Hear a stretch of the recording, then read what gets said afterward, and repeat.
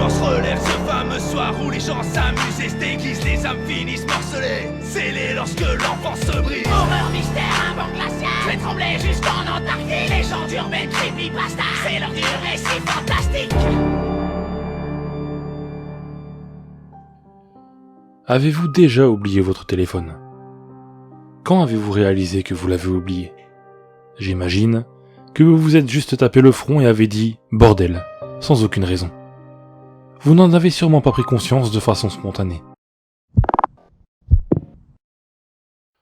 Désolé de vous couper comme ça en pleine histoire, je voulais juste adresser un petit message à la personne la plus importante pour moi.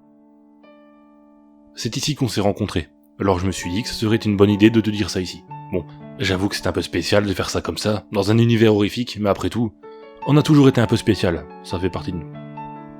Je me souviendrai toujours de comment je ne répondais jamais à tes commentaires, ou à tes messages privés, jusqu'au jour où, j'ai craqué.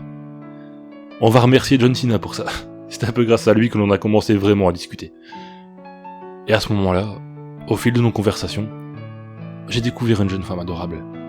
J'ai su que tu étais quelqu'un d'unique, une personne merveilleuse, une femme exceptionnelle. Rien qu'avec des mots écrits noir sur blanc, ou blanc sur noir, ça dépend les applis, je suis tombé sur ton charme. Alors quand j'ai entendu ta voix pour la première fois, je savais que c'était toi, que tu étais celle que mon cœur avait choisie.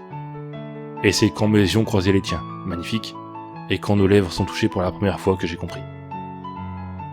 J'ai compris que jamais, je n'aurais pu être heureux sans toi, et que je t'aimais. J'avais même l'impression de t'avoir toujours aimé, même quand on se connaissait pas.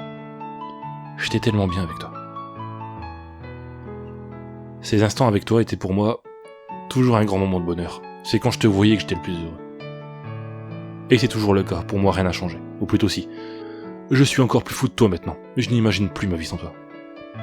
C'est pour cette raison que je vais te demander de réfléchir à quelque chose. Bien sûr, rien ne t'oblige à répondre tout de suite. Prends ton temps. Victoria, tu sais que je t'aime, et je sais que c'est réciproque. Tu sais maintenant que je n'imagine pas ma vie sans toi. Donc je voulais te demander si tu accepterais de partager ta vie avec moi. En gros, veux-tu m'épouser? Avant que tu me regardes avec tes jolis yeux pour me dire ta réponse, prends le temps qu'il te faut pour réfléchir. Le plus important pour moi, c'est ton bonheur. La chose que je veux le plus au monde, c'est que tu sois heureuse. Je vais te laisser à ta réflexion, et je t'aime.